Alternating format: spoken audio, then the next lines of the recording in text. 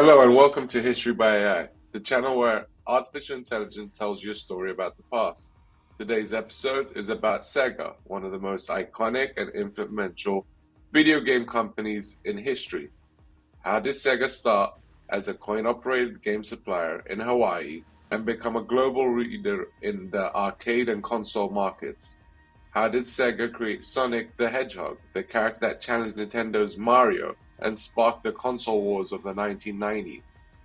How did Sega survive and adapt after exiting the console hardware market in 2001? Join me as I tell you the story of Sega, a story of dreams and challenges. History awaits, my friends. Let's begin. Martin Bromley was a young American entrepreneur who loved games. He had a vision of bringing fun and entertainment to people all over the world. In 1940, he founded Standard Games, a company that supplied coin-operated games to military bases in Hawaii. He saw the potential of the emerging arcade game industry and decided to move his business to Japan in 1952, renaming it Service Games of Japan. There he met David Rosen, another American who had a passion for games. Rosen had established Rosen Enterprises, a company that imported and distributed coin-operated games in Japan. The two men became friends and partners, and in 1965 they merged their companies to form Sega Enterprises Ltd., a name derived from the Service Games. Sega quickly became a leader in the arcade game market, developing innovative and popular games such as Periscope, Zaxxon, and Outrun. Sega also ventured into the home console market, releasing the SG-1000 and the Master System in the 1980s. However, Sega faced fierce competition from Nintendo, which dominated the market with its NES and SNES consoles. Sega needed a breakthrough to challenge Nintendo's supremacy. In 1988, Sega released the Genesis, or Mega Drive, a 16-bit console that boasted superior graphics and sound.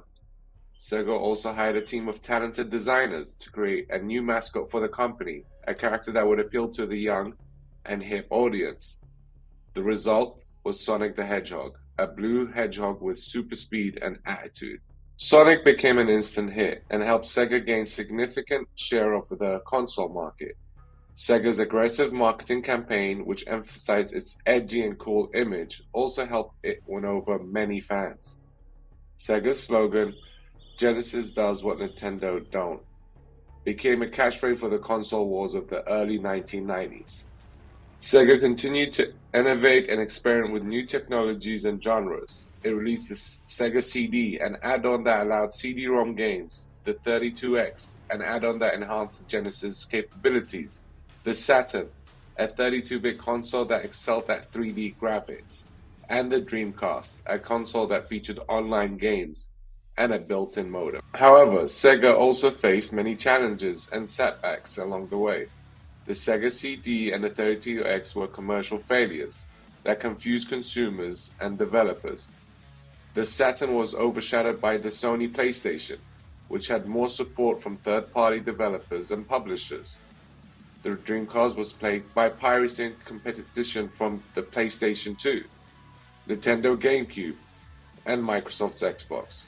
In 2001, after years of losses and struggles, Sega decided to exit the console hardware market and focus on software development and publishing. Sega became a third-party developer and publisher for various platforms, including its former rivals. Sega also continued to operate its arcade businesses, which remained profitable and successful. Sega has since produced many acclaimed games and franchises, such as Total War, Virtua Fighter, Yakuza, Shenmue, Phantasy Star Online, Bayonetta, Valkyrie Chronicles, Alien Isolation, Persona, Sonic Mania, and many more. Sega has also collaborated with other companies such as Nintendo, Bandai Namco, Capcom, Microsoft, Sony, and others. Sega is still one of the most respected and influential companies in the video game industry. It has a loyal fan base that spans generations and cultures. It has a rich history of dreams and challenges that shaped its identity and legacy. It is still driven by its motto, "Service Games, service to our customers is our top priority." Thank you for watching another History by AI episode. I hope you enjoyed this one. If you did, please like, share, and subscribe, and we'll see you soon.